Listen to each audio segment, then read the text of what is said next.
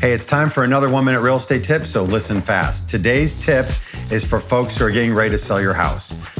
Wonderfully, the 3 biggest things that will make the most impact on selling your house don't cost you a thing. It's decluttering, depersonalizing, and cleaning. So decluttering, you want to take everything in that house that you are not going to be using in the next 1 to 3 months, get it all packed up and get it out of there. Put it in storage, take it to a friend's house, but get it out of there.